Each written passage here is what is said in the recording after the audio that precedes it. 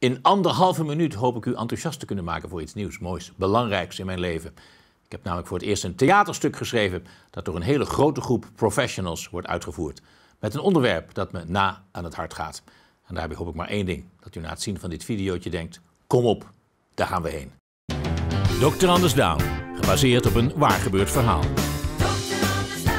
Het is het verhaal van een jongen met het syndroom van Down, die erin slaagt om niet alleen zijn gymnasiumdiploma te halen, maar ook om een universitaire studie af te ronden. Ik ging zelfs naar de universiteit. Alle vooroordelen en misverstanden passeren de revue. Een vader die gaat voor uithuisplaatsing. Een broer die jaloers is op alle aandacht die hij krijgt. Een arts die zegt, we kunnen alles plastisch chirurgisch aan hem doen. Hij wordt gepest, bijvoorbeeld door de eerste klas van de middelbare school, die hem niet ziet zitten. Wat doet hij hier, die loser? Wat doet die jongen hier? Heeft hij de hersens van een mes? Ik werd verliefd. Op Eva.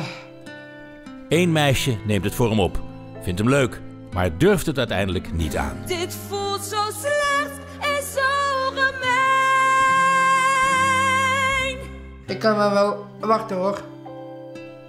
Daar ben ik goed in.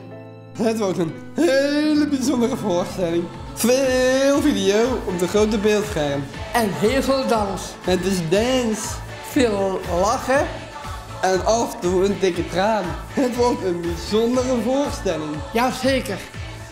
Dr. Anders Down. Zondagmiddag 8 oktober komt de hele crew van Dr. Anders Down naar de Maaspoort. En ik beloof u, het wordt een prachtige avond, want het is een voorstelling die alles heeft. Humor, emotie, spectaculaire scènes op video en heerlijke muziek.